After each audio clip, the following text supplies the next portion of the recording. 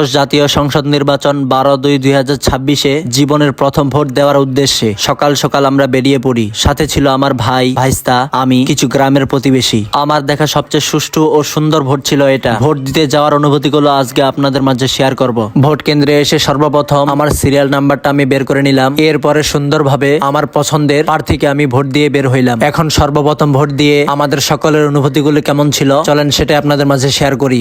ভাইয়া বলো, তোমার অনুভূতিটা কেমন ছিল? ভাইয়া আজকে জীবনের প্রথম ভোট দিলাম, নিজেকে অনেক ভালো লাগলো। আমি যে স্থানে ভোট দিছি, মনের মতো প্রার্থীকে ভোট দিছি। দোয়া করি ইনশাল্লাহ মনের মতো প্রার্থীর বিজয় হবে। আর প্রথমবারের মতো ভোট দিয়ে নিজেকে অনেক অনেক ভালো লাগতেছে। এই মুহূর্তটা একদম না ভোলার মতো।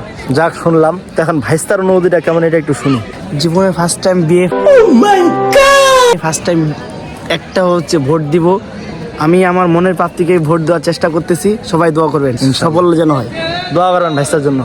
এখন আমি এমন একজন ব্যক্তির সাথে সাক্ষাৎ করতে যাচ্ছি যে হচ্ছে আমাদের গ্রামের হচ্ছে গর্ব ইউটিউবার। এই যে হচ্ছে সেই সম্মানিত মানুষ, এই যে দেখেন। আসসালামু আলাইকুম। তো জীবনের প্রথম ভোট ছিল এটা, অনেক ভালো লাগতেছে ভোট দিয়ে।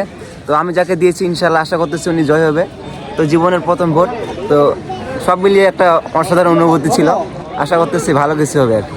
যাক, আমরা শুনলাম কার কেমন অনুভূতি ছিল।